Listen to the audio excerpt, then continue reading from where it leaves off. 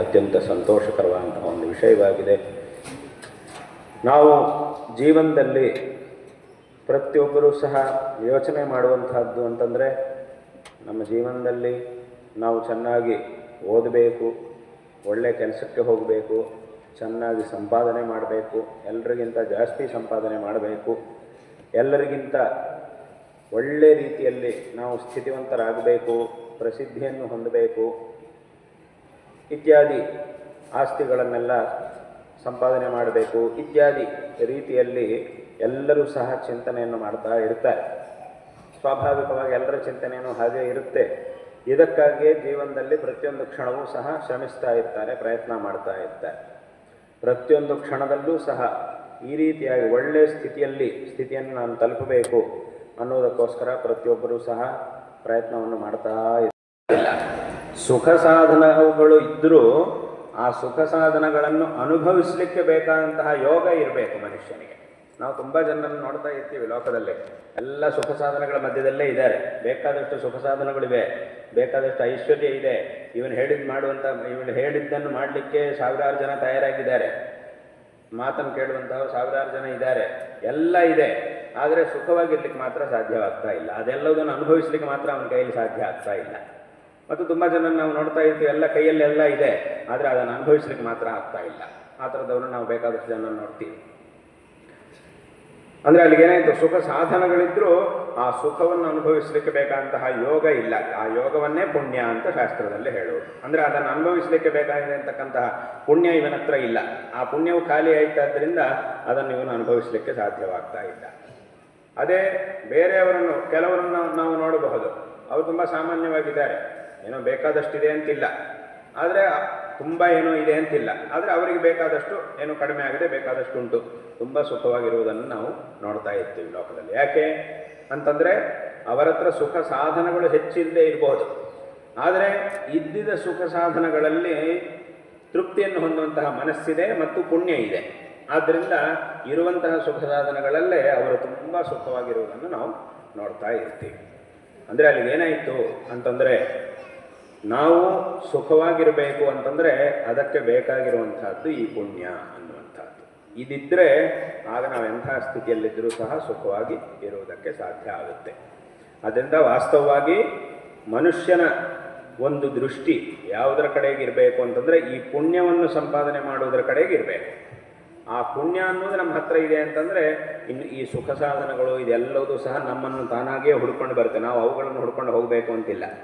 ಈ ಪುಣ್ಯ ಅನ್ನೋದು ನಮ್ಮ ಹತ್ರ ಇದೆ ಅಂತಂದರೆ ಈ ಸುಖ ಸಾಧನಗಳು ಅದು ಇದು ಎಲ್ಲವೂ ನಮ್ಮನ್ನೇ ಹುಡ್ಕೊಂಡು ಬರುತ್ತೆ. ಅದರಿಂದ ನಾವು ಸುಖವಾಗಿರೋದಕ್ಕೆ ಸಾಧ್ಯ ಆಗುತ್ತೆ. ಅಂದರೆ ಅಲ್ಲಿಗೇನಾಯಿತು ಅಂತಂದರೆ, ನಾವು ಸುಖವಾಗಿರಬೇಕು ಅಂತಂದರೆ ಅದಕ್ಕೆ ಬೇಕಾಗಿರುವಂತಹದ್ದು ಈ ಪ್ರಪಂಚದಲ್ಲಿ ಪುಣ್ಯ ಅನ್ನುವಂಥದ್ದು. ಅದಿದ್ದರೆ ಆಗ ನಾವು ಸುಖವಾಗಿರುವುದಕ್ಕೆ ಸಾಧ್ಯ ಆಗುತ್ತೆ. ಇಂತಹ ಒಂದು ಪುಣ್ಯವನ್ನು ನಾವು ಸಂಪಾದನೆ ಮಾಡಬೇಕು ಅಂತಂದರೆ ಅದಕ್ಕೆ ಶಾಸ್ತ್ರದಲ್ಲಿ ಹೇಳಿರ್ತಕ್ಕಂತಹ ನಮ್ಮ ಒಂದು ಸ್ವಧರ್ಮದ ಆಚರಣೆಯನ್ನು ಪ್ರತಿಯೊಬ್ಬರೂ ಸಹ ವಿಶೇಷವಾಗಿ ಮಾಡಬೇಕು. ತದ್ವಾರ ಈ ಒಂದು ಜೀವನವನ್ನು ಸಾರ್ಥಕ ಮಾಡಿಕೊಳ್ಳೋದಕ್ಕೆ ಸಾಧ್ಯ ಆಗುತ್ತೆ. ಅಂದರೆ ಅಲ್ಲಿಗೇನಾಯಿತು, ಲೌಕಿಕವಾಗಿ ನಾವು ಮಾಡುವಂತಹ ಪ್ರಯತ್ನಗಳು, ಪರಿಶ್ರಮ, ಇದು ಎಲ್ಲವುದರಿಂದಲೂ ಸಹ ನಮಗೆ ಸಿಗುವಂತಹ ಒಂದು ಫಲ ಏನಿದೆಯೋ ಅದು ಕೇವಲ ನಾವು ಈ ಶರೀರದಲ್ಲಿರತಕ್ಕಂಥ ಮಾತ್ರವೇ ನಮ್ಮ ಜೊತೆಗೆ ಇರುತ್ತೆ. ಆದರೆ ಈ ಒಂದು ಪುಣ್ಯ ಕಾರ್ಯಗಳನ್ನು ಮಾಡುವುದರ ಮೂಲಕ, ಒಳ್ಳೆಯ ಕೆಲಸಗಳನ್ನು ಮಾಡುವುದರ ಮೂಲಕ, ಅಂದರೆ ನಮ್ಮ ಸ್ವಧರ್ಮದ ಆಚರಣೆಯನ್ನು ಮಾಡುವುದರ ಮೂಲಕ ನಾವು ಯಾವ ಪುಣ್ಯವನ್ನು ಪಡೆಯುತ್ತೇವೋ ಅದು ಸದಾ ಕಾಲ ನಮ್ಮ ಜೊತೆಗಿರುತ್ತೆ.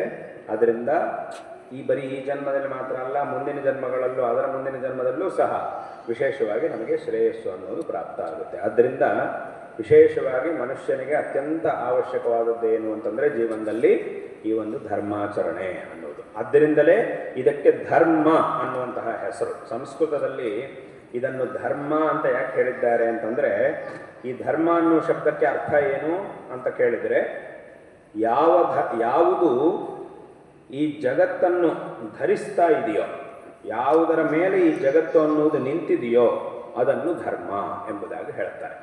ಅಂದರೆ ಈ ಜಗತ್ತಿಗೆ ಯಾವುದು ಆಧಾರವಾಗಿದೆಯೋ ಅದನ್ನು ಧರ್ಮ ಅಂತ ಹೇಳ್ತಾರೆ. ಹಾಗಾಗಿ ಇದಕ್ಕೆ ಧರ್ಮ ಅನ್ನುವಂಥ ಹೆಸರು ಬಂದಿದ್ದೆ ಅದಕ್ಕೋಸ್ಕರ. ಸಂಸ್ಕೃತದಲ್ಲಿ ಪ್ರತಿಯೊಂದು ಶಬ್ದಕ್ಕೂ ಸುಮ್ಮನೆ ಒಂದು ಹೆಸರನ್ನು ಇಡುವುದಿಲ್ಲ, ಪ್ರತಿಯೊಂದು ಶಬ್ದಕ್ಕೂ ಒಂದು ಅರ್ಥ ಇರುತ್ತೆ. ಆ ಒಂದು ಅರ್ಥವನ್ನು ಆಧಾರವಾಗಿಟ್ಟುಕೊಂಡು ಶಬ್ದವನ್ನು ತಯಾರು ಮಾಡಿ, ವ್ಯಾಕರಣದಿಂದ ಶಬ್ದವನ್ನು ತಯಾರು ಮಾಡಿ ಆ ಶಬ್ದವನ್ನು ಆ ವಸ್ತುವಿಗೆ ಇಡ್ತಾರೆ. ಇದು ಸಂಸ್ಕೃತ ಭಾಷೆಯಲ್ಲಿ ಮಾತ್ರವೇ ವಿಶೇಷವಾಗಿ ನಮಗೆ ಕಂಡುಬರುವಂತಹ ಒಂದು ವಿಚಾರ. ಆದ್ದರಿಂದ ಈ ಒಂದು ಈ ಒಂದು ಪದಾರ್ಥಕ್ಕೆ ಧರ್ಮ ಅನ್ನುವಂತಹ ಹೆಸರು ಬಂದಿದ್ದು ಯಾಕೆ ಅಂತಂದರೆ, ಇದು ಜಗತ್ತಿಗೆ ಆಧಾರವಾಗಿರುವುದರಿಂದ ಅಂತ. ಅಂದರೆ ಒಂದು ಪ್ರಶ್ನೆ ಏನು ಧರ್ಮ ಅನ್ನೋದು ಜಗತ್ತಿಗೆ ಆಧಾರ ಅಂತಂದರೆ ಏನು ಅರ್ಥ ಅಂದರೆ, ಈಗ ಧರ್ಮ ಅನ್ನೋದು ಹೀಗಿದೆ, ಅದರ ಮೇಲೆ ಜಗತ್ತು ಅನ್ನೋದಿದೆ, ಧರ್ಮದ ಮೇಲೆ ಜಗತ್ತನ್ನು ಕೂರಿಸಿದರೆ ಅದು ಆವಾಗ ಧರ್ಮಕ್ಕೆ ಇದು ಆಧಾರ ಅಂತ ಆಗುತ್ತಾ? ಧರ್ಮ ಅನ್ನೋದು ಜಗತ್ತಿಗೆ ಆಧಾರ ಅಂತ ಆಗುತ್ತಾ? ಇದಕ್ಕಿದು ಆಧಾರ ಅಂತಂದರೆ ಏನರ್ಥ? ಅದರ ಮೇಲೆ ಇದಿದೆ ಅಂತರ್ಥ. ಅಂದರೆ ಹೀಗರ್ಥವ, ನಾವು ಭೂಮಿ ಮೇಲೆ ನಿಂತಿದ್ದೀವಿ, ನಮಗೆ ಭೂಮಿ ಆಧಾರ. ಅದೇ ರೀತಿಯಾಗಿ ಧರ್ಮದ ಮೇಲೆ ಈ ಪ್ರಪಂಚ ನಿಂತಿದೆ ಅಂತಂದರೆ ಏನು, ಈ ಪ್ರಪಂಚ ಕೆಳಗೆ ಧರ್ಮ ಅನ್ನೋದಿದೆ, ಅದರ ಮೇಲೆ ಪ್ರಪಂಚ ಉಂಟು ಅಂತ ಹಾಗರ್ಥವ ಅಂತಂದರೆ, ಇಲ್ಲಿ ನಾವು ತಿಳ್ಕೊಳ್ಬೇಕಾದಂತಹ ಒಂದು ವಿಷಯ ಏನು ಅಂತ ಕೇಳಿದರೆ, ಲೋಕಲದಲ್ಲಿ ನಾವು ಮಾತನಾಡುವಾಗ ಹೇಳ್ತೀವಿ, ಒಬ್ಬರು ವಯಸ್ಸಾದ ತಂದೆ ತಾಯಿಗಳಿದ್ದಾರೆ, ಅವರಿಗೆ ಅವರ ಮಗನೇ ಆಧಾರ. ಒಬ್ಬ ವ್ಯಕ್ತಿ ಇದ್ದಾನೆ, ಸಂಪಾದನೆ ಮಾಡ್ತಾ ಇದ್ದಾನೆ, ಅವನ ಸಂಪಾದನೆಗೆ ಅವನ ಉದ್ಯೋಗವೇ ಆಧಾರ. ಆ ಉದ್ಯೋಗವೇ ಇವನಿಗೆ ಆಧಾರ, ಇವನಿಗೂ ಇವನ ಕುಟುಂಬಕ್ಕೂ ಆಧಾರ ಅಂತ ನಾವು ಹೇಳ್ತೀವಿ. ಆ ತಂದೆ ತಾಯಿಗಳಿಗೆ ಮಗನೇ ಆಧಾರ ಅಂತ ಹೇಳ್ತೀವಿ. ತಂದೆ ತಾಯಿಗಳಿಗೆ ಮಗ ಆಧಾರ ಅಂತಂದ್ರೇನು, ಈ ಮಗ ಕೆಳಗಡೆ ಇದ್ದರೆ ಅವನ ಮೇಲೆ ಹತ್ತಿ ತಂದೆ ತಾಯಿಗಳು ನಿಂತು ಕೂತ್ಕೊಂಡಿದ್ದಾರೆ ಅಂತ ಹಾಗರ್ಥ ಅಲ್ಲ. ಅವನಿಗೆ ತಂದೆ ತಾಯಿಗಳಿಗೆ ಇವನು ಆಧಾರ ಅಂತಂದರೆ ಅದರ ಅರ್ಥ ಏನು? ತಂದೆ ತಾಯಿಗಳಿಗೆ ಏನು ಬೇಕಾಗಿದೆಯೋ, ಅವರು ಸಂತೋಷವಾಗಿರಲಿಕ್ಕೆ ಅವರಿಗೆ ಏನು ಬೇಕಾಗಿದೆಯೋ ಅದನ್ನು ಅವರಿಗೆ ಕೊಟ್ಟು ಅವರು ಸಂತೋಷವಾಗಿರುವಂತೆ ಮಾಡ್ತಾನೆ ಮಗ. ಅವರ ಜೀವನದಲ್ಲಿ ಅವನಿಗೇನು ಕಡಿಮೆ ಆಗದೇ ಇರುವ ಹಾಗೆ ಮಾಡಿ ಅವರಿಗೆ ಬೇಕಾದ್ದನ್ನು ಮಗ ಕೊಡ್ತಾನೆ. ಇವನು ಕಷ್ಟಪಟ್ಟು ಅದನ್ನು ತಂದೆ ತಾಯಿಗಳು ಚೆನ್ನಾಗಿರೋ ಹೇಗೆ ಚಿಕ್ಕ ವಯಸ್ಸಿನಲ್ಲಿ ಇವನು ಮಗುವಾಗಿದ್ದಾಗ ಇವನಿಗೆ ತಂದೆ ತಾಯಿಗಳು ಆಧಾರ. ಯಾಕಂತಂದರೆ ಇವನಿಗೆ ಬೇಕಾದ್ದನ್ನೆಲ್ಲ ತಂದೆ ತಾಯಿಗಳು ಅವನಿಗೆ ಕೊಟ್ಟು ಅವನನ್ನು ಬೆಳೆಸಿದ್ದಾರೆ. ಅದೇ ರೀತಿ ಇವರು ತಂದೆ ತಾಯಿಗಳು ದೊಡ್ಡವರಾದ ಮೇಲೆ ಅವರಿಗೆ ಇವನ ಆಧಾರ. ಯಾಕೆ ಅಂತಂದರೆ ಆ ತಂದೆ ತಾಯಿಗಳು ವಯಸ್ಸಾದ ಮೇಲೆ ಅವರು ಕ್ರಮೇಣ ಜೀರ್ಣತೆಯನ್ನು ಹೊಂದ್ತಾ ಇರುವಾಗ, ವಾರ್ಧಕ್ಯದಲ್ಲಿರುವಾಗ ಅವರಿಗೆ ಬೇಕಾದ್ದನ್ನೆಲ್ಲ, ಅವರಿಗೇನು ಕಷ್ಟ ಬರದೇ ಇರೋ ಹಾಗೆ ಅವರು ಬೇಕಾದ್ದನ್ನೆಲ್ಲ ಕೊಟ್ಟು ಅವರನ್ನು ನೋಡ್ಕೊಳ್ತಾ ಇದ್ದಾನೆ. ಆದ್ದರಿಂದ ಇವನು ಅವರಿಗೆ ಆಧಾರ. ಅಲ್ಲಿಗಿಲ್ಲಿ ಆಧಾರ ಅಂತಂದರೆ ಅವರ ಮೇಲೆ ಇವನು ಹತ್ತಿದ್ದಾನೆ, ಇವನ ಮೇಲೆ ಅವನ ಇದ್ದಾನೆ ಅಂತ ಹಂಗೆ ಅರ್ಥ ಅಲ್ಲ. ಅವರಿಗೆ ಏನು ಅವರಿಗೆ ಬೇಕಾಗಿದೆಯೋ ಅದನ್ನು ಅವರಿಗೆ ಕೊಡುವವನು, ಅವನು ಆಧಾರ ಅಂತ ಹೇಳ್ತಾರೆ.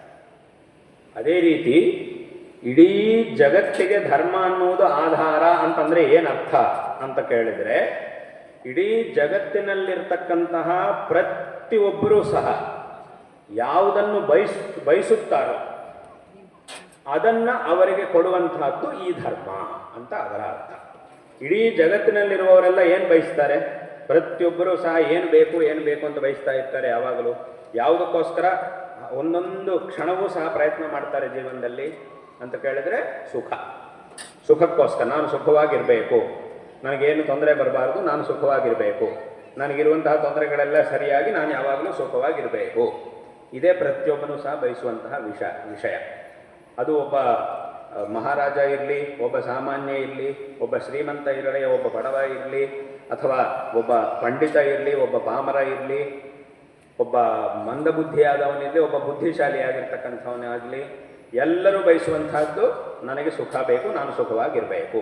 ಅಲ್ಲಿಗೆ ಇಡೀ ಜಗತ್ತಿನಲ್ಲಿ, ಅದು ಈ ದೇಶದಲ್ಲಿದ್ದರೂ ಯಾವ ದೇಶದವನು ಬೇಕಾದರೂ ಆಗಲಿ, ಯಾವ ಪಂಗಡಕ್ಕೆ ಸೇರಿದವನು ಬೇಕಾದರೂ ಆಗಲಿ, ಪ್ರತಿಯೊಬ್ಬರು ಬಯಸುವಂತಹದ್ದು ಏನು ಅಂತಂದರೆ ನಾನು ಸುಖವಾಗಿರಬೇಕು ಅಂತ. ಅಂದರೆ ಅಲ್ಲಿಗೇನಾಯಿತು, ಈ ಪ್ರಪಂಚದಲ್ಲಿ ಅವರು ಇವರು, ಆ ದೇಶ ಈ ದೇಶ, ಆ ಕಾಲ ಈ ಕಾಲ ಅನ್ನುವಂತಹ ಭೇದ ಇಲ್ಲದೆ. ಅದು ಅಷ್ಟೇ, ಹಿಂದಿನ ಕಾಲದಲ್ಲಿದ್ದವರು ಇದನ್ನೇ ಬಯಸ್ತಿದ್ರು, ಈಗಲೂ ನಾವು ಇದನ್ನೇ ಬಯಸ್ತೀವಿ, ಮುಂದೆ ಬರುವವರು ಇದನ್ನೇ ಬಯಸ್ತಾರೆ. ಅಲ್ಲಿಗೆ ಯಾವುದೇ ವಿಧವಾದಂತಹ ಭೇದ ಇಲ್ಲದೆ ಪ್ರತಿಯೊಬ್ಬರು ಬಯಸುವಂತಹ ಒಂದೇ ಒಂದು ವಸ್ತು ಅಂತಂದರೆ ಸುಖ. ನನಗೆ ದುಃಖ ಬರಬಾರದು, ನಾನು ಸುಖವಾಗಿರಬೇಕು, ಇದನ್ನೇ ಪ್ರತಿಯೊಬ್ಬರೂ ಸಹ ಬಯಸುವುದು. ಅಲ್ಲಿಗೆ ಇಂತಹ ಒಂದು ನಾವು ಯಾವುದನ್ನು ಬಯಸ್ತಾ ಇದ್ದೀವೋ ಸುಖವನ್ನು, ಆ ಒಂದು ಸುಖವನ್ನು ನಮಗೆ ಉಂಟಾಗುವಂತೆ ಮಾಡುವಂತಹದ್ದು ಯಾವುದು ಅಂತ ಕೇಳಿದರೆ ಈ ಧರ್ಮ. ಹೇಗೆ ತಂದೆ ತಾಯಿಗಳು ವೃದ್ಧರಾಗಿರ್ತಕ್ಕಂತಹ ತಂದೆ ತಾಯಿಗಳಿಗೆ ಬೇಕಾಗಿರುವಂತಹದ್ದೇನು ಅಂತ ಕೇಳಿದರೆ ಅವ್ರಿಗೊಂದು ಶಾಂತಿಯುತವಾದ ಒಂದು ಜೀವನ, ಸುಖ ಶಾಂತಿಗಳಿಂದ ಏನು ಶ್ರಮ ಇಲ್ಲದೆ ಒಂದು ಸುಖ ಶಾಂತಿಯುತವಾದ ಜೀವನ ಅವರಿಗೆ ಬೇಕು. ಅದನ್ನು ಅವರಿಗೆ ಅದು ಅವರಿಗೆ ಸಿಗುವಂತೆ ಮಗ ಮಾಡ್ತಾನೆ, ಮಕ್ಕಳು ಮಾಡಬೇಕು. ಆ ಒಂದು ಪ್ರಯತ್ನವನ್ನು ಮಕ್ಕಳು ಮಾಡಿ ಅವರನ್ನು ಚೆನ್ನಾಗಿ ನೋಡ್ಕೊಳ್ಬೇಕು. ಯಾವುದೇ ತೊಂದರೆಗಳಿದ್ದೆ ಸುಖ ಶಾಂತಿಗಳಿಂದ ಅವ್ರ ಜೀವನ ಕೊನೆ ತನಕ ಜೀವನ ನಡೆಸುವಂತೆ ಮಾಡಬೇಕಾದಂತಹ ಒಂದು ಕೆಲಸ ಮಕ್ಕಳದ್ದು. ಹಾಗಾಗಿ ಅಂಥದ್ದನ್ನು ಮಕ್ಕಳು ಮಾಡಿ ಅವರಿಗೆ ಮಕ್ಕಳು ಆಧಾರವಾಗ್ತಾರೆ. ಅದೇ ರೀತಿ ಮಕ್ಕಳು ಚಿಕ್ಕ ವಯಸ್ಸಿನಲ್ಲಿರುವಾಗ ಅವರಿಗೆ ಬೇಕಾಗಿರುವಂತಹದ್ದೇನು ಅಂತಂದರೆ ಜೀವನದಲ್ಲಿ ಚೆನ್ನಾಗಿ ಬೆಳೀಬೇಕು, ಒಂದು ಒಳ್ಳೆ ಬೆಳವಣಿಗೆ ಬೇಕು, ಚೆನ್ನಾಗಿ ವಿದ್ಯಾಭ್ಯಾಸ ಆಗಬೇಕು, ಒಳ್ಳೆಯ ಸ್ಥಿತಿಗೆ ಬರಬೇಕು. ಇದಕ್ಕೆ ಬೇಕಾಗಿರುವಂತಹ ಒಂದು ವ್ಯವಸ್ಥೆ ಮಕ್ಕಳಿಗೆ ಬೇಕು. ಅವರ ಪೋಷಣೆ, ಇದನ್ನೇ ಪೋಷಣೆ ಅಂತ ನಾವು ಹೇಳ್ತೀವಿ. ಅವರ ಪೋಷಣೆಯನ್ನು ಮಾಡಬೇಕಾದ್ದು ತಂದೆ ತಾಯಿಗಳು. ಅಂತಹದ್ದನ್ನು ತಂದೆ ತಾಯಿಗಳು ಮಾಡ್ತಾರೆ. ಹಾಗಾಗಿ ಮಕ್ಕಳಿಗೆ ತಂದೆ ತಾಯಿಗಳು ಆಧಾರ ಚಿಕ್ಕ ವಯಸ್ಸಿನಲ್ಲಿ. ಅಂದರೆ ಅಲ್ಲಿಗೆ ಏನಾಯಿತು, ಅವರವರಿಗೆ ಏನು ಬೇಕಾಗಿದೆಯೋ ಅದನ್ನು ಅವರಿಗೆ ಕೊಟ್ಟು ಅವರನ್ನು ಚೆನ್ನಾಗಿ ನೋಡಿಕೊಳ್ಳುವುದೇ ಅವರಿಗೆ ಆಧಾರವಾಗುವುದು ಅಂತಂದರೆ. ಅದೇ ರೀತಿ ಇಡೀ ಜಗತ್ತಿನಲ್ಲಿ ಪ್ರತಿಯೊಬ್ಬರೂ ಬಯಸುವಂತಹ ಒಂದು ಸುಖ ಏನಿದೆಯೋ ಅದನ್ನು ಅವರಿಗೆ ಸಿಗುವಂತೆ ಮಾಡುವಂತಹದ್ದು ಈ ಧರ್ಮ.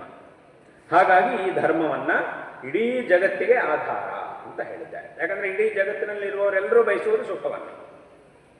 ಆದ್ದರಿಂದ ಅಂಥದ್ದನ್ನು ಅವರಿಗೆ ಕೊಡುವುದು ಅಂತಂದರೆ ಅದು ಧರ್ಮ. ಆದ್ದರಿಂದ ಈ ಒಂದು ಧರ್ಮ ಅನ್ನೋದು ಜಗತ್ತಿಗೆ ಆಧಾರ ಎಂಬುದಾಗಿ ಹೇಳಿದ್ದಾರೆ. ಎಲ್ಲರಿಗೂ ಈ ರೀತಿಯಾದಂಥ ಒಂದು ಆಸೆ ಅಂತೂ ಇದ್ದೇ ಇದೆ ಪ್ರಪಂಚದಲ್ಲಿ. ಅದರೊಳಗೂ ಇನ್ನೂ 2 ವಿಶೇಷಗಳಿದೆ. ಸುಖ ಅನ್ನೋದು ಬೇಕು ಅನ್ನೋದು ಎಲ್ರಿಗೂ ಇರುವಂತಹ ಆಸೆ. ಆದರೆ ಅದರೊಳಗೂ 2 ವಿಶೇಷಗಳಿವೆ. ಏನು ಅಂತಂದರೆ, ಮೊದಲನೇ ವಿಷಯ ಏನು ಅಂತಂದರೆ, ಸುಖ ಬೇಕು, ಆದರೂ ಆ ಸುಖ ಅನ್ನೋದು ಹೇಗಿರಬೇಕು, ಎಲ್ಲದಕ್ಕಿಂತ ಜಾಸ್ತಿ ಸುಖವಾಗಿರಬೇಕು. ಆದಷ್ಟು ಹೆಚ್ಚಿನ ಸುಖ ಬೇಕು ಅಂದರೆ ಮನುಷ್ಯ ಬಯಸ್ತಾನೆ. ಅಂದರೆ ಅದಕ್ಕೊಂದು ಉದಾಹರಣೆ ಹೇಳಬೇಕು ಅಂತಂದರೆ, ಒಂದಿಬ್ಬರು ಮನುಷ್ಯರಿದ್ದಾರೆ, ಇಬ್ಬರು ಒಂದೇ ಥರದ ವ್ಯಕ್ತಿಗಳು, ಇಬ್ಬರು ಒಂದೇ ರೀತಿಯಾದ ಪರಿಶ್ರಮ ಮಾಡ್ತಾರೆ, ಒಂದೇ ಥರದ ಶಕ್ತಿ ಇದೆ ಇಬ್ಬರಿಗೂ, ಒಂದೇ ರೀತಿಯಾಗಿ ಪರಿಶ್ರಮ ಪಡ್ತಾರೆ ಇಬ್ಬರು. ಆದರೆ ಏನಾಗಿದೆ, ಒಬ್ಬನಿಗೆ ಜಾಸ್ತಿ ಫಲ ಸಿಕ್ಕಿದೆ, ಒಬ್ಬನಿಗೆ ಕಡಿಮೆ ಫಲ ಸಿಕ್ಕಿದೆ. ಆಗ ಆ ಜಾಸ್ತಿ ಫಲ ಸಿಕ್ಕಿದವನು ಅವನು ಚೆನ್ನಾಗಿ ಅನುಭವಿಸ್ತಾನೆ, ಚೆನ್ನಾಗಿ ಸಂತೋಷವಾಗಿ ಆ ಸಿಕ್ಕಿದ ಫಲವನ್ನು ಅನುಭವಿಸ್ತಾ ಇರ್ತಾನೆ. ಈ ಕಡಿಮೆ ಫಲ ಸಿಕ್ಕಿದವನು ಮಾತ್ರ ಆ ಕಡಿಮೆಯಾಗಿ ಸಿಕ್ಕಿದ ಫಲವನ್ನೇ ಅನುಭವಿಸ್ತಾ ಕೂರುವುದಿಲ್ಲ. ಏನು ಮಾಡ್ತಾನೆ, ತಕ್ಷಣ ವಿಚಾರ ಮಾಡ್ತಾನೆ, ಏನು ಇವನು ನಂತರದವನೇ, ನಾನು ಇವನು ಸೇರಿಯೇ ಕಷ್ಟಪಟ್ಟಿದ್ದು, ಒಂದೇ ರೀತಿಯಾಗಿ ಕಷ್ಟಪಟ್ಟಿದ್ದೀವಿ ನಾವು, ಅವನೊಂದು ನಂದು ಒಂದೇ ರೀತಿಯಾದ ಸಾಮರ್ಥ್ಯ, ಇಷ್ಟೆಲ್ಲ ಕಷ್ಟಪಟ್ಟು ಇಬ್ಬರು ಒಂದೇ ಸಲ ಕೆಲಸ ಶುರು ಮಾಡಿದ್ದೀವಿ, ಇಬ್ಬರು ಒಂದೇ ರೀತಿಯಾಗಿ ಕಷ್ಟಪಟ್ಟಿದ್ದೀವಿ, ಆದರೆ ಅವನಿಗೆ ಮಾತ್ರ ಜಾಸ್ತಿ ಫಲ ಸಿಕ್ತು, ನನಗೆ ಕಡಿಮೆ ಫಲ ಸಿಕ್ತು, ಯಾಕೆ ಹೀಗಾಯಿತು ಅಂತ ವಿಚಾರ ಮಾಡ್ತಾನೆ. ಸರಿ, ಎಲ್ಲಿ ಪರವಾಗಿಲ್ಲ, ಅವನಿಗೆ ಜಾಸ್ತಿ ಸಿಕ್ತು, ನನಗೆ ಕಡಿಮೆ ಸಿಕ್ತು, ಇನ್ನು ಇದರ ಮೇಲೆ ವಿಚಾರ ಯಾಕೆ ಮಾಡೋದು, ಸಿಕ್ಕಿದ್ದನ್ನು ಹಾಗೆ ಅನುಭವಿಸ್ತಾ ಕೂತ್ರೆ ಆಯಿತು ಅಂತ ಹಾಗೆ ಯೋಚನೆ ಮಾಡುವುದಿಲ್ಲ. ಏನು ಮಾಡ್ತಾನೆ, ನನಗೆ ಕಡಿಮೆ ಯಾಕೆ ಸಿಕ್ತು, ಕಡಿಮೆ ಸಿಗಬಾರ್ದಿತ್ತು, ಜಾಸ್ತಿನೇ ಸಿಗಬೇಕಿತ್ತು, ಅವನಿಗೆ ಎಷ್ಟು ಸಿಕ್ತು ಅಷ್ಟೇ ಸಿಗಬೇಕಿತ್ತು ನನಗೆ, ಇಬ್ಬರು ಒಂದೇ ಥರ ಕಷ್ಟಪಟ್ಟಿದ್ದರಿಂದ ಅವನಷ್ಟೇ ನನಗೂ ಸಿಗಬೇಕಿತ್ತು, ಯಾಕೆ ಕಡಿಮೆ ಆಯಿತು ಅಂತ ವಿಚಾರ ಮಾಡ್ತಾನೆ ಮನುಷ್ಯ. ಇದು ಸ್ವಭಾವ, ಮನುಷ್ಯನ ಸ್ವಭಾವ. ಆ ಕಡಿಮೆ ಸಿಗಬೇಕಾದಷ್ಟು ಸಿಗದೇ ಇರುವಾಗ ಸುಮ್ಮನೆ ಕೂರುವುದಿಲ್ಲ ಯಾರೂ ಸಹ, ಯಾಕೆ ಸಿಗಲಿಲ್ಲ ಅಂತ ವಿಚಾರ ಮಾಡ್ತಾನೆ. ಅಂದರೆ ಅಲ್ಲಿಗೇನಾಯಿತು, ಸುಖ ಬೇಕು ಅಂತ ಇದೆ, ಆಸೆ ಇದೆ, ಅದರೊಳಗೂ ಜಾಸ್ತಿ ಸುಖ ಬೇಕು, ಆದಷ್ಟು ಹೆಚ್ಚಿನ ಸುಖ ಬೇಕು ಅನ್ನೋದು ಮನುಷ್ಯನ ಆಸೆ. ಅದರೊಳಗೂ ಇನ್ನೊಂದು ವಿಷಯ, ಇದು ಮೊದಲನೇ ಅಂಶ ಆಯಿತು. ಇನ್ನೊಂದು ಅಂಶ ಏನು ಅಂತಂದರೆ, ಸುಖ ಸಿಗಬೇಕು, ಮತ್ತು ಆ ಸುಖ ಯಾವಾಗಲೂ ಇರಬೇಕು. ಬರೀ ಸ್ವಲ್ಪ ಹೊತ್ತು ಬಂದು ಸುಖ ಬಂದು ಹೋಯಿತು ಅಂತಂದರೆ ಅಂತಹ ಸುಖ ಆಗೋದಿಲ್ಲ, ಯಾವಾಗಲೂ ಇರುವಂತಹ ಸುಖ ನನಗೆ ಸಿಗಬೇಕು ಅಂತ ಆಸೆ ಮನುಷ್ಯನಿಗೆ. ಅದಕ್ಕೋಸ್ಕರವೇ ಏನಾಗುತ್ತೆ, ಈಗ ಯಾವತ್ತೋ ಒಂದು ದಿವಸ, 1-2 ದಿವಸ ತುಂಬ ಸುಖವಾದಂತಹ ವಾತಾವರಣದಲ್ಲಿದ್ದಾನೆ ಒಬ್ಬ ಮನುಷ್ಯ. ಆಗ ಅವನ ಮನಸ್ಸು ಏನು ಬಯಸುತ್ತೆ ಅಂತಂದರೆ, ನಿನ್ನೆ ಇವತ್ತು ತುಂಬ ಸುಖವಾಗಿದೆ, ಇದೇ ಥರ ಜೀವನ ಪೂರ್ತಿ ಇದ್ದರೆ ಎಷ್ಟು ಚೆನ್ನಾಗಿರುತ್ತೆ, ಜೀವನದ ಒಂದೊಂದು ಕ್ಷಣವೂ ಇದೇ ರೀತಿಯಾಗಿ ಸುಖವಾಗಿದ್ದರೆ ಎಷ್ಟು ಚೆನ್ನಾಗಿರುತ್ತೆ ಅಂತ ಯೋಚನೆ ಮಾಡಿ. ಅಂದರೆ ವಾಸ್ತವವಾಗಿ ಹಂಗೆ ಆಗೋದಿಲ್ಲ ಅಂತ ಗೊತ್ತುಂಟು ಇವನಿಗೆ, ಆಗೋದಿಲ್ಲ. ಈ ನಾಳೆಯಿಂದ ಪುನಃ ಇದಿದ್ದು ಈ ಸುಖ ಎಲ್ಲ ನಿನ್ನೆ ಇವತ್ತು ಇದ್ದಷ್ಟು ಸುಖ ನಾಳೆಗಿರುವುದಿಲ್ಲ, ಇದೆಲ್ಲ ಮುಗಿದೋಯ್ತು, ನಾಳೆಗೆ ಮುಗಿದೋಯ್ತು ಅಂತ ಗೊತ್ತಿದೆ ಇವನಿಗೆ. ಆದರೂ ಮನಸ್ಸಿನಲ್ಲಿ ಆಸೆ ಮಾತ್ರ ಇರುವುದು ಹಾಗೆ, ನಾಳೆನೂ ಇದೇ ಥರ ಸುಖ ಇದ್ದರೆ ಎಷ್ಟು ಚೆನ್ನಾಗಿರುತ್ತೆ. ಒಂದು ವೇಳೆ ನಾಳೆನೂ ಮೊದಲು ಇವನು ನಾಳೆ ತನಕ ಈ ಸುಖ ಇರುತ್ತೆ ಅಂತ ತಿಳ್ಕೊಂಡಿದ್ದಾನೆ, ಆದರೆ ನಾಳೆ ದಿವಸ ಪುನಃ ಇದೇ ಥರದ ಸುಖ ಇನ್ನೂ ಜಾಸ್ತಿ ಆಗಲಿಕ್ಕೆ ಒಂದು ಅವಕಾಶ ಇದೆ ಅಂತ ಗೊತ್ತಾದಾಗ ಅದನ್ನು ಖಂಡಿತ ಬಿಡುವುದಿಲ್ಲ, ಬಿಡಲಿಕ್ಕೆ ಮನಸ್ಸು ಬರುವುದಿಲ್ಲ. ನಾಳೆನೂ ಈ ಥರ ಇರ್ಬೋದಾ, ಹಾಗಿದ್ರೆ ಇದೇ ಥರ ಇನ್ನೂ ಸುಖವಾಗಿರ್ತೀನಿ ಅಂತಲೇ ಯೋಚನೆ ಮಾಡ್ತಾನೆ ಬಿಟ್ಟರೆ ಅದನ್ನು ಬಿಡುವುದಿಲ್ಲ. ಅಂದರೆ ಅಲ್ಲಿಗೇನಾಯಿತು, ಸುಖ ಬೇಕು ಅಂತ ಆಸೆ ಇದೆ, ಅದರಲ್ಲೂ ಶಾಶ್ವತವಾದಂತಹ ಸುಖ ಬೇಕು, ಹಾಗೂ ಎಲ್ಲದಕ್ಕಿಂತಲೂ ಅಧಿಕವಾದಂತಹ ಸುಖ, ಹೆಚ್ಚಿನ ಸುಖ ಅನ್ನೋದು ಬೇಕು ಅನ್ನೋದು ಮನುಷ್ಯನಿಗಿರುವಂತಹ ಒಂದು ಆಸೆ.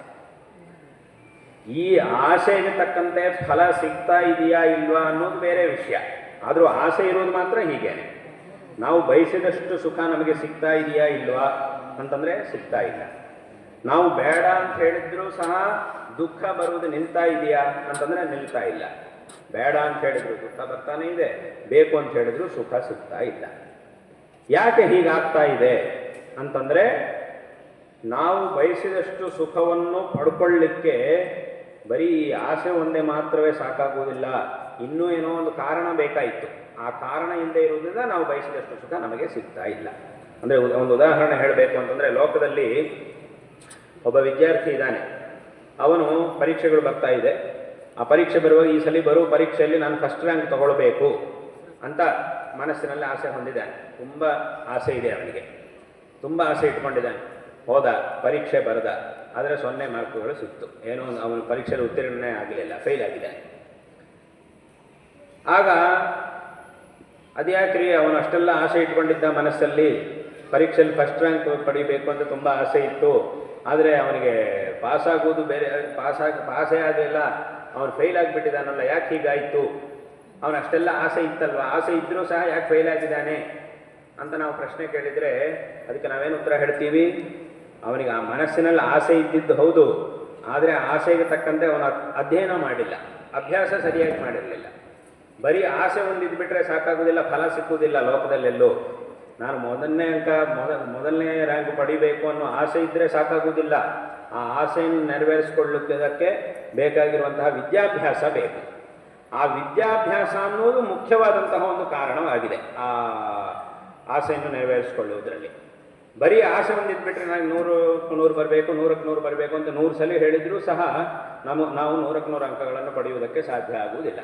ಇದನ್ನು ಬಿಟ್ಟು ಸ್ವಲ್ಪ ಓದಲಿಕ್ಕೆ ವಿದ್ಯಾಭ್ಯಾಸ ಮಾಡೋಕ್ಕೆ ಶುರು ಮಾಡಿದರೆ ಆ ಖಂಡಿತ ನಾವು ಬಯಸಿದಷ್ಟು ಅಂಕಗಳನ್ನು ನಾವು ಪಡ್ಕೊಳ್ಳುವುದಕ್ಕೆ ಸಾಧ್ಯ ಆಗುತ್ತೆ. ಅಂದರೆ ಅಲ್ಲಿಗೇನಾಯಿತು, ಇವನು ಪರೀಕ್ಷೆಯಲ್ಲಿ ಮೊದಲನೇ ಸ್ಥಾನ ಪಡೆಯಬೇಕು ಅಂತ ಇಷ್ಟೆಲ್ಲ ಆಸೆ ಇದ್ದರೂ ಸಹ ಅವನಿಗೆ ಮೊದಲನೇ ಸ್ಥಾನ ಸಿಗಲಿಲ್ಲ ಅಂತಂದರೆ ಅದರ ಅರ್ಥ ಏನು? ಆಸೆ ಒಂದೇ ಸಾಕಾಗುವುದಿಲ್ಲ. ಇವನು ಪರೀಕ್ಷೆಯಲ್ಲಿ 100ಕ್ಕೆ 100 ಅಂಕಗಳನ್ನು ಪಡೆಯಲಿಕ್ಕೆ ಬೇಕಾಗಿರುವಂತಹ ಕಾರಣ ಏನೋ ಅದಿರಲಿಲ್ಲ, ಹಾಗಾಗಿ ಇವನಿಗೆ ಫಲ ಸಿಗಲಿಲ್ಲ ಅಂತ ನಾವು ಹೇಳ್ತೀವಿ. ಹೀಗೆ ಹೇಳಲೇಬೇಕು. ಅಂದರೆ ಅಲ್ಲಿಗೇನಾಯಿತು, ಬರೀ ಒಂದು ಆಸೆ ಒಂದಿದ್ದರೆ ಸಾಕಾಗುವುದಿಲ್ಲ, ಆ ಆಸೆಯನ್ನು ನೆರವೇರಿಸಿಕೊಳ್ಳಲಿಕ್ಕೆ ಏನು ಮುಖ್ಯವಾದ ಕಾರಣ ಇರಬೇಕೋ ಅದು ವಿಶೇಷವಾಗಿ ಬೇಕಾಗುತ್ತೆ. ಅದೇ ರೀತಿ ಈ ಪ್ರಪಂಚದಲ್ಲಿ ಎಲ್ಲರಿಗೂ ಈ ಆಸೆ ಇದ್ದರೂ ಸಹ ಇಂತಹ ಒಂದು ಆಸೆಯನ್ನು ಯಾಕೆ ನೆರವೇರಿಸಿಕೊಳ್ಳಲಿಕ್ಕೆ ಸಾಧ್ಯ ಆಗ್ತಾ ಇಲ್ಲ ಅಂತಂದರೆ, ಆ ಆಸೆಯನ್ನು ನೆರವೇರಿಸಿಕೊಳ್ಳುವುದಕ್ಕೆ ಬೇಕಾಗಿರುವಂತಹ ಕಾರಣ ನಮ್ಮ ಹತ್ರ ಇಲ್ಲ. ವಾಸ್ತವವಾಗಿ ಆಸೆಯನ್ನು ನೆರವೇರಿಸಿಕೊಳ್ಳಲಿಕ್ಕೆ ನಾವೇನು ಮಾಡಬೇಕಾಗಿದೆಯೋ ಅದನ್ನು ನಾವು ಮಾಡ್ತಾ ಇಲ್ಲ.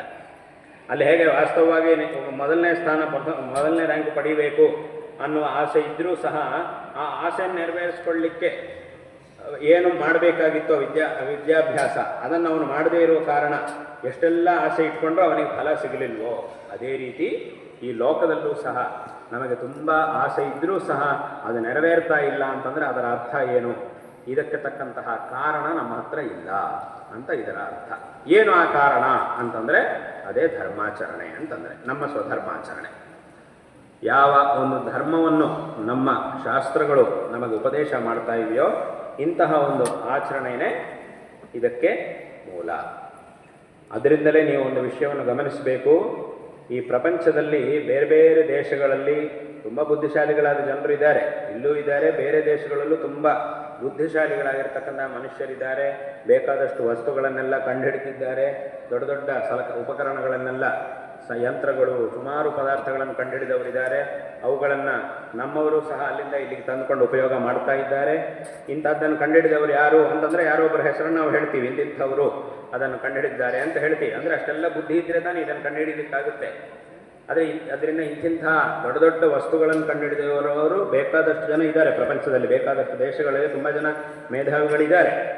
ಆದರೆ ಅವರೆಲ್ಲರೂ ಸಹ ಇಷ್ಟೆಲ್ಲ ಅತ್ಯಂತ ಆಧುನಿಕವಾದಂತಹ ವಸ್ತುಗಳನ್ನು ಕಂಡು ಹಿಡಿದರೂ ಸಹ ಈ ಒಂದು ವಿಚಾರಕ್ಕೆ ಬಂದಾಗ, ಅಂದರೆ ಏನು, ಮನುಷ್ಯನು ಶಾಶ್ವತವಾದ ಸುಖವನ್ನು ಪಡೆಯಬೇಕು ಅಂತಂದರೆ ಏನು ಮಾಡಬೇಕು ಅನ್ನುವಂತಹ ವಿಚಾರಕ್ಕೆ ಬಂದಾಗ ಮಾತ್ರ ಅವರು ಬೇರೆ ಎಲ್ಲವುದನ್ನು ನೋಡಿ ವಿಚಾರ ಮಾಡಿ ಇನ್ಯಾವುದೂ ಆಗುವುದಿಲ್ಲ ಅಂಥೇಳಿ ಅವರೂ ಸಹ ಪುನಃ ನಮ್ಮ ದೇಶಕ್ಕೆ ಬಂದು ನಮ್ಮ ವೇದಶಾಸ್ತ್ರಗಳು, ನಮ್ಮ ಧರ್ಮ ಉಪದೇಶ ಮಾಡಿರ್ತಕ್ಕಂತಹ ವಿಚಾರಗಳನ್ನೇ ತಗೊಳ್ತಾ ಇದ್ದಾರೆ. ಅವರೂ ಸಹ ಅವರು ಬೇರೆ ವಿಷಯಗಳನ್ನೆಲ್ಲ ಅವರು ಯೋಚನೆ ಮಾಡಿ ಸುಮಾರು ವಸ್ತುಗಳನ್ನೆಲ್ಲ ಕಂಡುಹಿಡಿದಿರ್ಬೋದು. ಆದರೆ ಈ ಒಂದು ವಿಚಾರಕ್ಕೆ ಬಂದಾಗ ಮಾತ್ರ ಅವರು ಸುಮಾರು ಥರದ್ದನ್ನೆಲ್ಲ ಪರಿಶೀಲನೆ ಮಾಡಿ ಇದು ಆಗುವುದಿಲ್ಲ, ಅದಾಗಲ್ಲ ಅಂತ ವಿಚಾರ ಮಾಡಿ ಕೊನೆಗೆ ಈ ಒಂದು ಶಾಶ್ವತವಾದ ಸುಖವನ್ನು ಮನುಷ್ಯ ಪಡಿಬೇಕು ಅಂತಂದರೆ ಏನು ಬೇಕು ಅಂತ ವಿಚಾರ ಮಾಡಿ ಇದಕ್ಕೆ ಸರಿಯಾದಂತಹ ಉತ್ತರ ಎಲ್ಲಿ ಸಿಗುತ್ತೆ ಅಂತ ಆ ಉತ್ತರವನ್ನು ಕಂಡುಹಿಡಿಯಬೇಕು ಅಂತ ಹೇಳಿ ಅವರು ಹೊರಟಾಗ ಕೊನೆಗೆ ಅವರು ಬಂದು ಸೇರ್ತಾ ಇರುವುದು ಇಲ್ಲಿಗೆ, ನಮ್ಮ ದೇಶಕ್ಕೆ ಬಂದು ನಮ್ಮ ಸಿದ್ಧಾಂತವನ್ನೇ ಅವರು ತಗೊಳ್ತಾ ಇದ್ದಾರೆ. ಇದೇ ಸರಿಯಾದಂತಹದ್ದು, ಇಲ್ಲಿರುವುದೇ ಸರಿ, ಇಲ್ಲಿ ಹೇಳ್ತಿರುವುದೇ ಸರಿಯಾದಂತಹ ವಿಚಾರ ಅಂಥೇಳಿ ಎಲ್ಲರೂ ಇದನ್ನು ತಗೊಳ್ತಾ ಇದ್ದಾರೆ. ಅಂದರೆ ಅಲ್ಲಿಗೇನಾಯಿತು ಅಂತಂದರೆ ನಮ್ಮ ಈ ಧರ್ಮದಲ್ಲಿ ಹೇಳಲ್ಪಟ್ಟಂತಹ ವಿಚಾರಗಳು ಇದೆಲ್ಲವೂ ಸಹ ಬರೀ ಈ ಲೋಕಕ್ಕೆ ಬರೀ ಸ್ವಲ್ಪ ಕಾಲಕ್ಕೆ ಸೀಮಿತವಾದಂತಹ ವಿಚಾರಗಳಲ್ಲ, ಇದು ಜನ್ಮಗಳಿಗೆ ಬೇಕಾದಂತಹ ವಿಚಾರಗಳನ್ನು ನಮ್ಮ ಧರ್ಮವು ಹೇಳ್ತಾ ಇದೆ. ಅಂದರೆ ಅಷ್ಟು ದೂರದೃಷ್ಟಿಯಿಂದ ನಮ್ಮ ಧರ್ಮವು ನಮಗೆ ಬೇಕಾಗಿರತಕ್ಕಂತಹ ವಿಚಾರಗಳನ್ನು ತಿಳಿಸ್ತಾ ಇದೆ. ಹಾಗಾಗಿ ಇದು ಅತ್ಯಂತ ಶ್ರೇಷ್ಠವಾದಂತಹ ಒಂದು ಧರ್ಮ.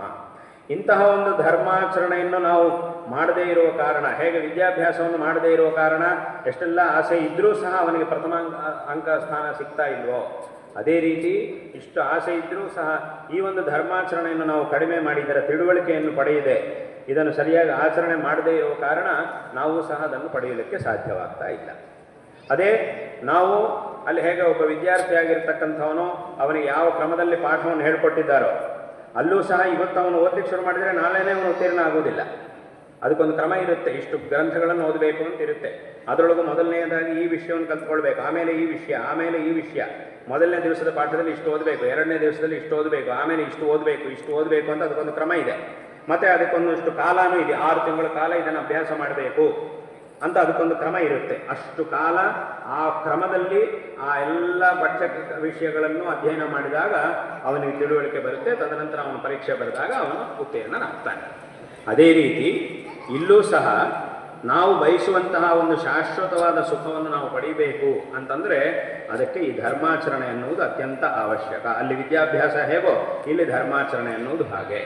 ಅಲ್ಲಿ ಹೇಗೆ ಒಂದು ಕ್ರಮ ಅನ್ನೋದಿದೆಯೋ, ಯಾವ ರೀತಿಯಾಗಿ ಎಲ್ಲಿಂದ ಶುರು ಮಾಡಬೇಕು, ಯಾವ ಪುಸ್ತಕವನ್ನು ಮೊದಲಿಗೆ ಓದಬೇಕು, ಅದರೊಳಗೂ ಸಹ ಈಗ ಒಂದು ಪುಸ್ತಕ ಕೈಗೆ ತಗೊಂಡು ಎಲ್ಲೆಲ್ಲಿಂದಲೋ ಏನೇನೋ ಓದಲಿಕ್ಕೆ ಶುರು ಮಾಡಿದರೆ ಆಗೋದಿಲ್ಲ. ಅದಕ್ಕೊಂದು ಕ್ರಮ ಇರುತ್ತೆ. ಮೊದಲನೇ ಪುಟದಲ್ಲಿಂದ ಶುರು ಮಾಡಿ ಕ್ರಮೇಣ ಒಂದೊಂದನ್ನು ಓದ್ತಾ ಹೋದಾಗ ಮಾತ್ರ ನಮಗೆಲ್ಲದನ್ನು ಅರ್ಥ ಮಾಡಿಕೊಂಡು ಅದನ್ನು ಪರಿಪೂರ್ಣವಾಗಿ ಅರ್ಥ ಮಾಡ್ಕೊಳ್ಳಿಕ್ಕೆ ಸಾಧ್ಯ ಆಗುತ್ತೆ. ಮೊದಲು ಪುಸ್ತಕ ಕೈಗೆ ತೊಗೊಂಡ್ಬಿಟ್ಟು ಮೊದಲನೇದಾಗ 50ನೇ ಪುಟ ತೆಗೆದು ಅದರಲ್ಲಿದ್ದದ್ದು ಒಂದು ಅರ್ಧ ಓದುವುದು, ಆಮೇಲೆ 100ನೇ ಪುಟ ತೆಗೆಯುವುದು, ಅಲ್ಲೊಂದು ಅರ್ಧ ಓದುವುದು, ಆಮೇಲೆ ಪುನಃ ಮೊದಲನೇ ಪುಟಕ್ಕೆ ಬರುವುದು, ಅಲ್ಲೊಂದು ಕಾಲು ಭಾಗ ಓದುವುದು. ಹೀಗೆಲ್ಲ ಮಾಡ್ತಾ ಹೋದರೆ ಏನಾಗುತ್ತೆ ಅಂದರೆ ಪೂರ್ತಿ ಗೊಂದಲ ಆಗುತ್ತೆ, ಏನೂ ಅರ್ಥವೇ ಆಗೋದಿಲ್ಲ. ಅದೇ ರೀತಿ ಧರ್ಮಕ್ಕೂ ಒಂದು ಕ್ರಮ ಇದೆ. ಹಾಗಂತ ಹೇಳಿ ನಾನು ರಾತ್ರಿ ಕೂತ್ಕೊಂಡು ಬೆಳಗ್ಗೆ ಆಗೋದ್ರೊಳಗೆ ಇಡೀ ಪುಸ್ತಕ ಓದ್ಬಿಟ್ಟು ಅಷ್ಟೊಂದು ತಿಳ್ಕೊಂಡು ಬಿಡ್ತೀನಿ ಅಂತಂದರೆ ಅದು ಸಾಧ್ಯ ಇಲ್ಲ. ಅದಕ್ಕೊಂದು ಕ್ರಮ ಇದೆ, ಇಷ್ಟು ಕಾಲ ಬೇಕು ಅಂತಿದೆ. ಅದೇ ರೀತಿ ನಾವು ಬಯಸುವಂತಹ ಒಂದು ಸುಖವನ್ನು ಪಡೆಯಬೇಕು ಅಂತಂದರೆ ಅದಕ್ಕೆ ಧರ್ಮಾಚರಣೆಯನ್ನು ಮಾಡಬೇಕು. ಆ ಧರ್ಮಾಚರಣೆ ಮಾಡುವಾಗ ಅದಕ್ಕೊಂದು ಕ್ರಮ ಇದೆ. ನಮ್ಮ ಬಾಲ್ಯದಿಂದಲೂ ಸಹ ಆ ಒಂದು ಕ್ರಮವನ್ನು ಅನುಸರಣೆ ಮಾಡ್ತಾ ಕ್ರಮೇಣ ಅದಕ್ಕೊಂದು ಕಾಲ ಅಂತಲೂ ಇದೆ. ಇಷ್ಟು ಕಾಲ ನಾವು ವಿಶೇಷವಾಗಿ ಈ ಒಂದು ಧರ್ಮಾಚರಣೆಯನ್ನು ಮಾಡ್ತಾ ಧರ್ಮ ಮಾರ್ಗದಲ್ಲಿ ಹೋಗ್ತಾ ಇದನ್ನು ವಿಶೇಷವಾಗಿ ಆಚರಣೆ ಮಾಡಿದಾಗ ನಾವು ಬಯಸುವಂತಹ ಒಂದು ಸುಖವು ನಮಗೆ ಪ್ರಾಪ್ತವಾಗುತ್ತೆ. ಆದ್ದರಿಂದ ಇಂತಹ ಉತ್ಕೃಷ್ಟವಾದ ಮಾರ್ಗವನ್ನು ತೋರಿಸ್ತಾ ಇರತಕ್ಕಂತಹ ಒಂದು ವಿಷಯ ಅಂತಂದರೆ ಅದು ನಮ್ಮ ಧರ್ಮ, ನಮ್ಮ ಸನಾತನ ಧರ್ಮ. ಹಾಗಾಗಿ ಇದೆಲ್ಲ ಯಾಕೆ ಹೇಳಕ್ಕೆ ಬಂದೆ ಅಂತಂದರೆ ಈ ಧರ್ಮ ಅನ್ನುವಂತಹ ಪದದ ಅರ್ಥ ಇಷ್ಟಿದೆ. ಧರ್ಮ ಅನ್ನುವಂತಹ ಪದಕ್ಕೆ ಏನರ್ಥ? ಈ ಜಗತ್ತಿಗೆ ಆಧಾರವಾಗಿರ್ತಕ್ಕಂಥದ್ದು.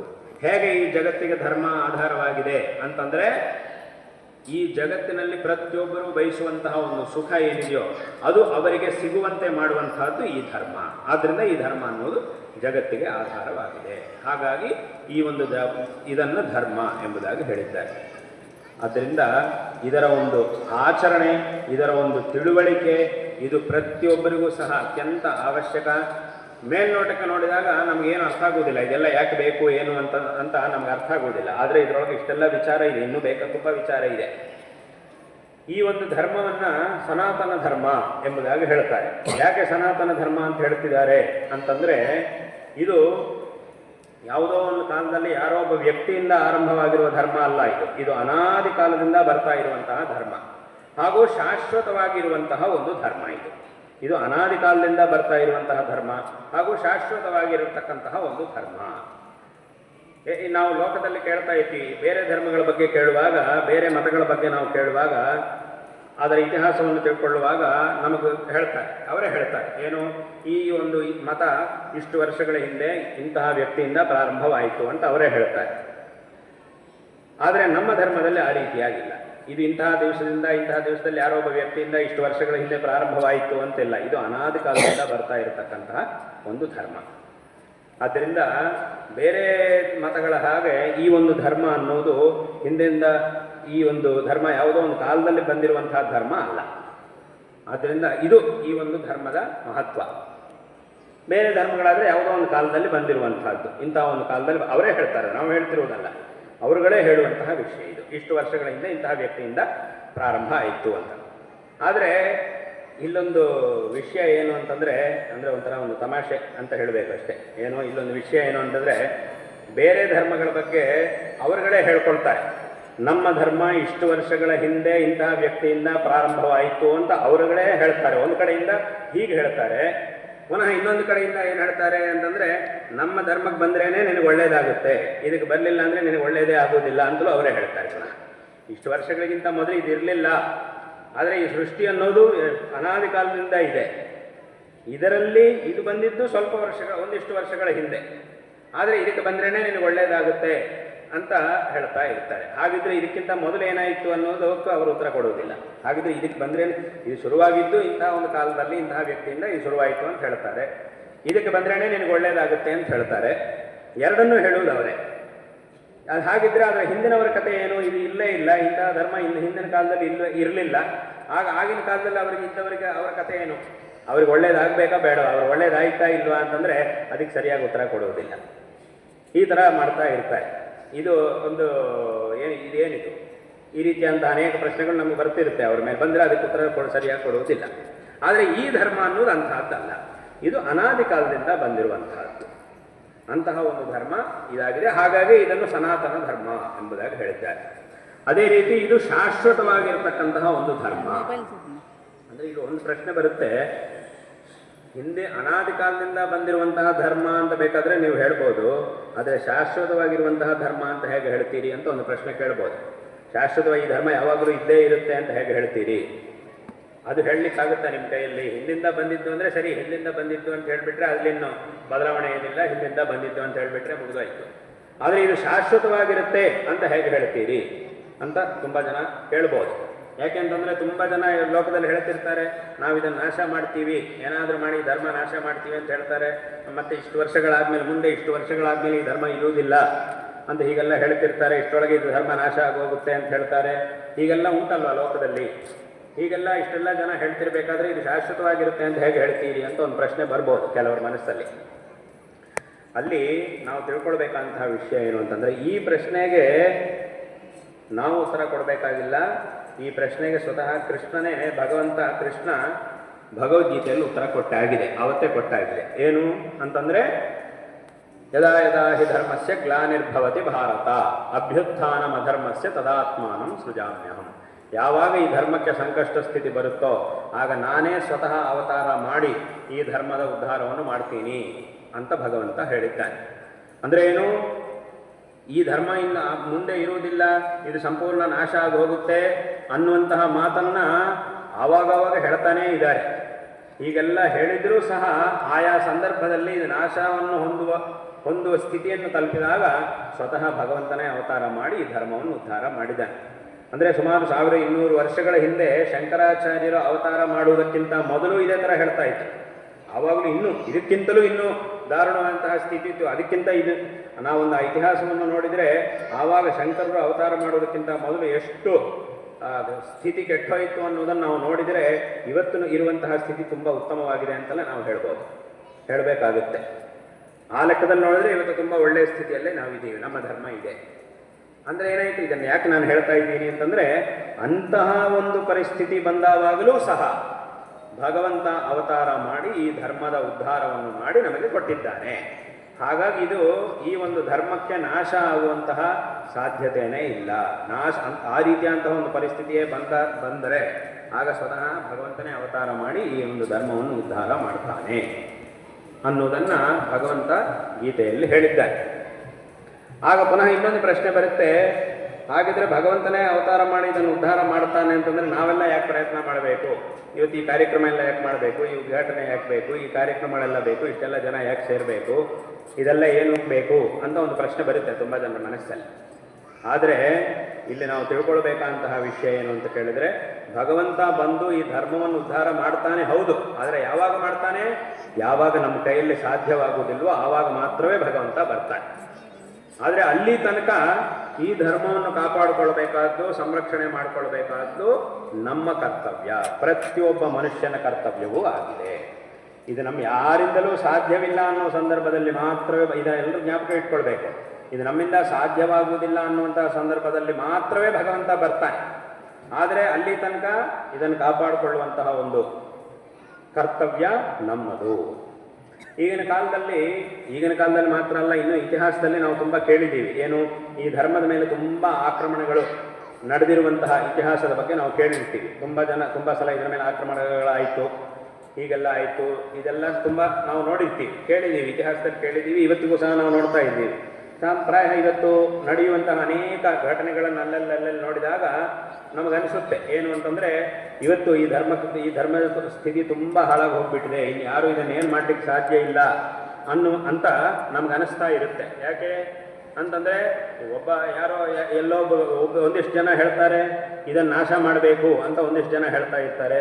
ಇನ್ನೊಂದಿಷ್ಟು ಜನ ಏನು ಹೇಳ್ತಾರೆ, ಇದು ಸರಿ ಇಲ್ಲ, ಈ ಧರ್ಮ ಅನ್ನೋದು ಸರಿ ಇಲ್ಲ ಅಂತ ಇದು ಹೇಳ್ತಾ ಇರ್ತಾರೆ. ಇನ್ನೊಂದಿಷ್ಟು ಜನ ಎಲ್ಲರೂ ಈಗಷ್ಟೇ ನೋಡಿದಂತೆ ಒಂದಿಷ್ಟು ಜನ ಏನು ಮಾಡ್ತಾರೆ, ನೀನು ಈ ಧರ್ಮಕ್ಕೆ ಸೇರಿದವನ, ಹಾಗಿದ್ರೆ ನೀನನ್ನು ಕೊಂದು ಹಾಕ್ತೀವಿ ಅಂತ ಕೊಲ್ಲುವುದು. ಈ ಧರ್ಮಕ್ಕೆ ಸೇರಿದವನ ಅಂತಂದರೆ ಅವನು ಗುರುತಿಸಿ, ಪ್ರತ್ಯೇಕವಾಗಿ ಅವನನ್ನು ಗುರುತಿಸಿ ಅವನನ್ನು ಕೊಲ್ಲುವುದು, ಹೀಗೆಲ್ಲ ನಡೀತಾ ಇದೆ.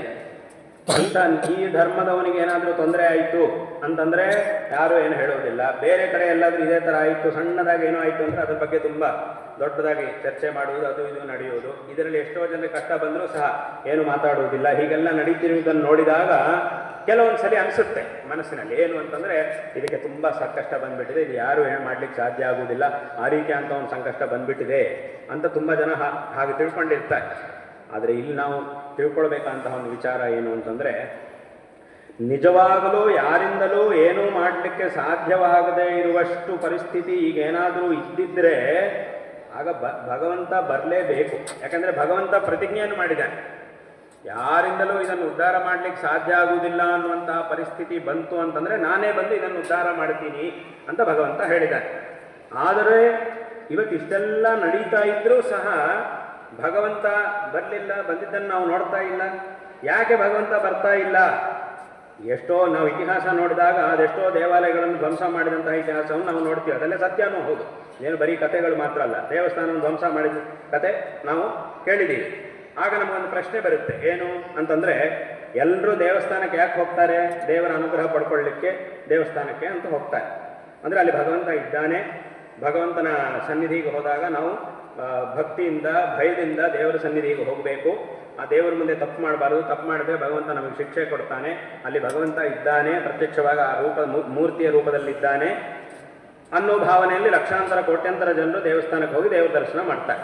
ಆದರೆ ಇಂತಹ ಒಂದು ಇಷ್ಟು ಜನ ವಿಶ್ವಾಸ ಇಟ್ಕೊಂಡಿರ್ತಕ್ಕಂತಹ ಆ ಒಂದು ದೇವಸ್ಥಾನವನ್ನು ಯಾವನೋ ಒಬ್ಬ ಬಂದು ಅದನ್ನು ಧ್ವಂಸ ಮಾಡ್ತಿದ್ದಾನೆ ಅಂತಂದರೆ, ಹಾಗಿದ್ರೆ ಆ ಸಮಯದಲ್ಲಿ ಭಗವಂತ ಯಾಕೆ ಸುಮ್ಮನೆ ಇದ್ದಾನೆ ಅಂತ ಒಂದು ಪ್ರಶ್ನೆ ಬರುತ್ತೆ. ತುಂಬ ಜನರ ಮನಸ್ಸಲ್ಲಿ ಈ ಥರದ್ದು ಒಂದು ಪ್ರಶ್ನೆ ಬರುತ್ತೆ. ಅಂದರೆ ಅವರು ಕೇಳದೇ ಇರ್ಬೋದು, ಹೊರಗಡೆ ಕೇಳದೇ ಇರಬಹುದು, ಕೇಳಲಿಕ್ಕೆ ಬೇಕಾಗಿರುವಂಥ ಒಂದು ವಾತಾವರಣ ಅವರಿಗೆ ಸಿಗದೇ ಇರ್ಬೋದು. ಆದರೆ ಈ ಪ್ರಶ್ನೆ ಅನ್ನೋದು ಮನಸ್ಸಿನಲ್ಲಿ ಬಂದಿರುತ್ತೆ ತುಂಬ ಜನರಿಗೆ. ನಾವೆಲ್ಲ ದೇವರು ಇದ್ದಾನೆ ಅನ್ನೋ ಭಾವನೆಯಲ್ಲಿ ಹೋಗ್ತಾ ಇದ್ದೀವಿ.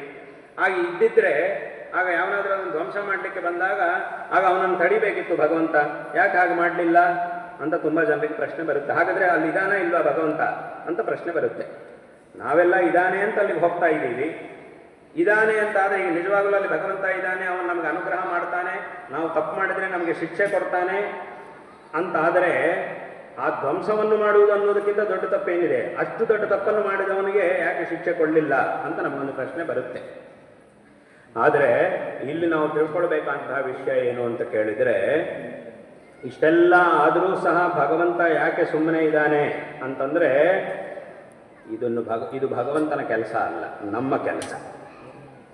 ಅಂದರೆ ಯಾವನಾದರೂ ಒಬ್ಬ ನಮ್ಮನ್ನು ಏನಾದರೂ ಮಾಡಲಿಕ್ಕೆ ಬಂದಾಗ, ನಮ್ಮ ದೇವಸ್ಥಾನವನ್ನೋ ಅಥವಾ ನಮ್ಮ ಧರ್ಮವನ್ನೋ ತೊಂದರೆ ಮಾಡಲಿಕ್ಕೆ ಬಂದಾಗ ಇದನ್ನು ಕಾಪಾಡಿಕೊಳ್ಬೇಕಂತಹ ಕರ್ತವ್ಯ ನಮ್ಮದಾಗಿತ್ತು.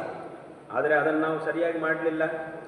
ಸರಿಯಾಗಿ ಮಾಡದೇ ಇರುವ ಕಾರಣ, ಒಂದು ಐಕಮತ್ಯದಿಂದ, ಒಂದು ಒಗ್ಗಟ್ಟಿನಿಂದ ನಿಂತು ಅದನ್ನು ಕಾಪಾಡಿಕೊಳ್ಳುವಂತಹ ಒಂದು ಪ್ರಯತ್ನದಲ್ಲಿ ಲೋಪ ನಡೆದಿರುವುದರಿಂದ ನಾವು ಲೋಪ ಮಾಡಿಬಿಟ್ಟು ಅದನ್ನು ದೇವರ ತಲೆ ಮೇಲೆ ಹಾಕಿಬಿಟ್ಟು ದೇವರು ಯಾಕೆ ಬರಲಿಲ್ಲ, ಹಾಗಾದರೆ ಭಗವಂತ